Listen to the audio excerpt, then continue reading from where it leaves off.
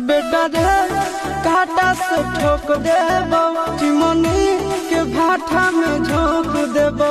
देखबो कवन बाबू बचैतौ तोरा, प्रशासन के गाड़ी भी रोक देबो। बेटा जी सुनो, बेटा रे काटा से ठोक देबो, चिमनी के भाटा में झोंक देबो। देखबो कवन बाबू बचैतौ तोरा।